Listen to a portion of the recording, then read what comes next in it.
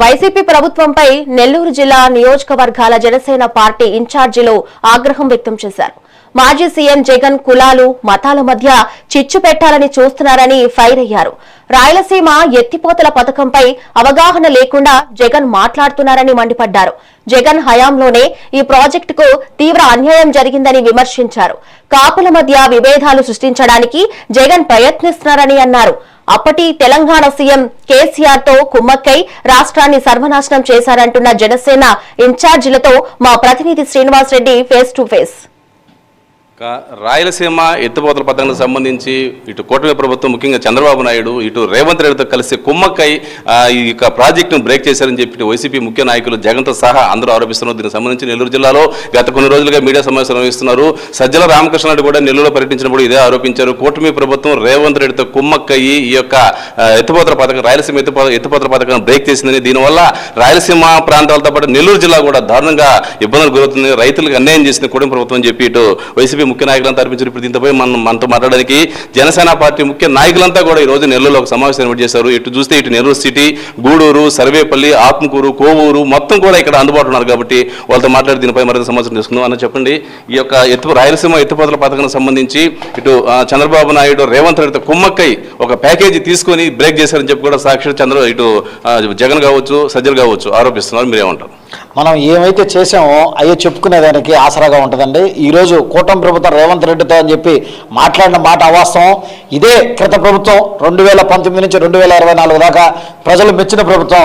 ఆ రోజు అక్కడ ఆయన సన్నిహితుడైన కేసీఆర్ గారు అక్కడ రాజ్యం వెళ్తున్నా కానీ కేసీఆర్ గారి ద్వారా ఆ కృష్ణా ట్రిబ్యునల్లో మన మీదే కేసు వేయించి మన నదీ జలాలని ఆంధ్ర ప్రాంత వాసులు వాడుకుంటున్నారని చెప్పి ఆ రోజు కేసు వేస్తే ఆ రోజు 3.5 సంవత్సరం పాటు వాళ్ళిద్దరూ అధికారంలో ఉంటే కనీసం దాని స్థాయి కూడా చూడకుండా దాని ఇది కూడా లేకుండా ఈరోజు ప్రభుత్వం పోయిన తర్వాత ఈరోజు కూటమి ప్రభుత్వం మీద మీరు చేతగాక మీరు చేరలేక మీరు చేయలేక చేసిన పనులన్నీ ఈరోజు మన ప్రభుత్వం ద్వారా చెప్పించడం నిజంగా ఎంతటి సిగ్గుచేటో మనకు అర్థమవుతుంది.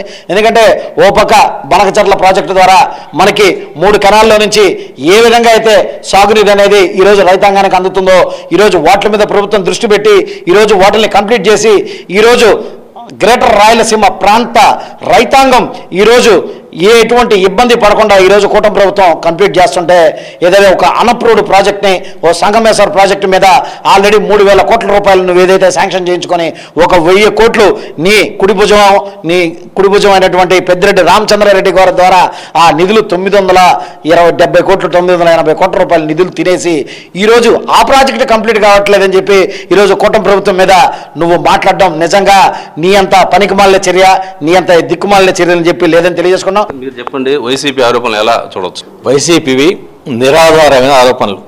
ఎందుకు చెప్తున్నానంటే వైసీపీకి కావాల్సిన నిరంతరం అబద్ధాలని అసత్యాల్ని వండి వారుస్తూ ప్రజలను మభ్యపెడుతూ కూటమి ప్రభుత్వంలో ఏదో ప్రజలకి అన్యాయం జరుగుతుందని చెప్పి ఒక విష ప్రచారం చేయడమే ఈ బ్యాచ్ యొక్క ఉద్దేశం. వాస్తవాలు కానీ మాట్లాడితే వాస్తవాలు నేను మాట్లాడుతున్నా. గ్రేటర్ రాయలసీమ 6 ఉమ్మడి జిల్లాల్లో మనకి అప్రూవ్డ్ ఉన్న బ్యాక్స్ వెలుగొండ, గాలేరు నగరి, హంద్రీనివా, తెలుగు గంగ ఈ 4 ప్రాజెక్టుల ద్వారా మనకు అప్రూవ్డ్ కృష్ణా మిగులు జలాల నుంచి ఈ 4 ప్రాజెక్టు ద్వారా దాదాపు 150 టీఎంసీల నీటిని ఎత్తిపోసుకొని ఈ గ్రేటర్ రాయలసీమలోని ప్రతి ఎకరాన్ని తడిపే అవకాశం మనకుంది. ఆ ప్రాజెక్టులు ఇంకా పూర్తి కాల. ఆ ప్రాజెక్టులు నీ హయాంలో కనీసం కొంత దూరమైనా చేసే చిత్తశుద్ధి కూడా నీకు లేకపోయింది. దీంతో ఈ మధ్య ఈ కృష్ణానది పరివాహక ప్రాంతంలో ఈ వర్షాలు తగ్గాయి. ఈ వర్షాలు తగ్గితే ఈ వర్షాలు తగ్గడంతో పైన ఏం చేస్తున్నారు కర్ణాటక ప్రభుత్వం అల్మెట్టి డ్యామ్ ఎత్తి పెంచారు. సో ఆ నుంచి వచ్చే వాటర్ తగ్గిపోతుంది. తుంగభద్ర కృష్ణానదికి ఉపనది, తుంగభద్ర పైపక్క అప్పర్ భద్ర అని చెప్పి ఒక ప్రాజెక్ట్ కడుతున్నారు. సో ఆ నుంచి తగ్గిపోద్ది. ఇంకా రాబోయే రోజుల్లో ఖచ్చితంగా ఇప్పుడే ఏదైతే మన 150 టీఎంసీలు వాడుకునే వెసులుబాటు మనకు ఉందో ఇది కూడా లేకుండా పోయే ప్రమాదం ఉంది.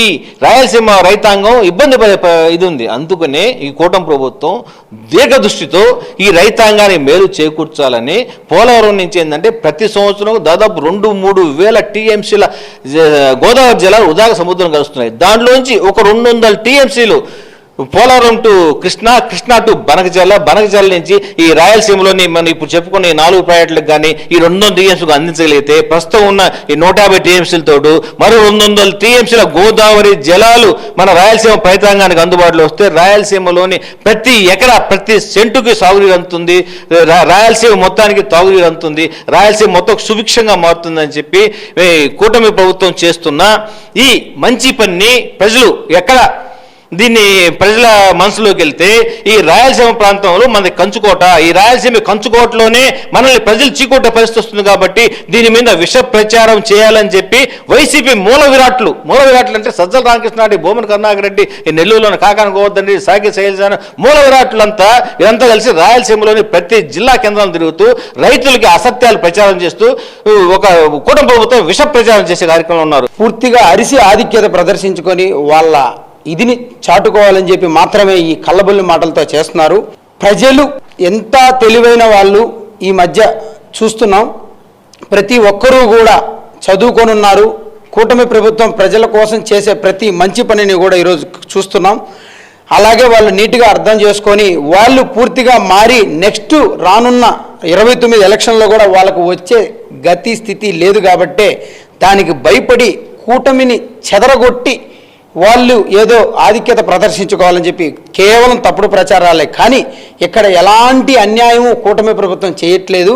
ఆ రోజు కేసీఆర్తో కూడా ఈయన చర్చలు జరిపి ముడుపులు ముట్టినట్టే ఇప్పుడు కూడా ముడతాయి అనుకుంటున్నారా? ఇక్కడ ఉండేది ఎవరో తెలుసా? కూటమిలో సింహం లాంటి పవన్ కళ్యాణ్ గారు, నిజాయితీ గల పవన్ కళ్యాణ్ గారు. ₹1 అయినా సరే ప్రజల సొమ్ము ఏ విధంగా కూడా దుర్వినియోగం కాకుండా ప్రజలకి, రైతులకి, రాష్ట్రానికి అభివృద్ధి జరిగేదానికి, గ్రామాల అభివృద్ధి జరిగేదానికి మాత్రమే వినియోగించాలనేటువంటి నిక్కజగల నాయకత్వంలో కూటమి ప్రభుత్వం అడుగులు ముందుకు వేస్తా పోతా ఉంటే, మరి ఈరోజు రాయలసీమ ఎనలేని ప్రేమను ఒలకబోస్తున్నటువంటి వైసీపీ నాయకులు జగన్మోహన్ రెడ్డికి మేము ఒకటే తెలియజేస్తా ఉన్నాం. మీ వేషాలు, మీ డ్రామాలు కట్టె పెట్టండి, అది మీ ఇంటి వరకే పెట్టుకోండి. రాష్ట్రానికి మాత్రం మీ వేషాలు పనికిరావు. ఈ యొక్క రాయలసీమ ఎత్తిపోతలకు సంబంధించి జనసేన పార్టీ మహిళా నాయకురాలు మన వద్దున్నారు, వాళ్ళ అభిప్రాయం కూడా తెలుసుకుందాం. చెప్పండి. గత ప్రభుత్వంలో చూస్తూనే ఉన్నాము ఏ విధంగా ప్రతి ఒక్కళ్ళు వచ్చి కెమెరా ముందుకు వచ్చి మేము అది చేస్తాం ఇది చేస్తాం అని చెప్పి తొడలు కొట్టి మీసాలు తిప్పి ప్రతి ఒక్కటి చేసిన విషయం చూస్తూనే ఉన్నాం. కానీ ఈ కూటమి ప్రభుత్వంలో ప్రతి సంక్షేమ కార్యక్రమము ప్రజల దాకా వెళ్ళి ప్రజలతో మెప్పు పొందుతుంది అన్న ఒక్క ఉద్దేశంతో ఈ కూటమి ప్రభుత్వాన్ని ఎలాగైనా బ్రేక్ చేయాలి. అదేవిధంగా ఈ కూటమి ప్రభుత్వం మళ్ళీ ఇదే విధంగా ప్రజలు నమ్మితే ఇంకా మాకు అతిగతి లేకుండా మమ్మల్ని అధపాతాళానికి తొక్కేస్తారేమో పవన్ కళ్యాణ్ గారు అని చెప్పి భయపడి అసత్య ప్రచారాలు చేసుకుంటూ ప్రెస్ మీట్లు ఒకటి పెట్టుకుంటూ రౌండ్ టేబుల్ సమావేశాలు ఒకటి పెట్టుకుంటూ అసలు ఏం మాట్లాడాలి ఏం చేయాలనేది వాళ్ళకే అర్థం కాకుండా ఏదో ఒక ఈ కూటమి ప్రభుత్వం మీద విష ప్రచారం చేస్తూ ఉంటే ప్రజలేం అమాయకులు కాదు, ప్రజలు అన్ని గమనిస్తూనే ఉన్నారు. ఈ యొక్క ఎక్కడైతే విష ప్రచారం చేశారో అక్కడ మేము వెళ్ళి దీనికి సరైన ప్రచారం చేస్తామని చెప్పి కూడా జనసేన పార్టీ నాయకులు చెప్పడం జరిగింది. కేవలం సునీల్తో శ్రీనివాసరెడ్డి, నెల్లూరు నుంచి.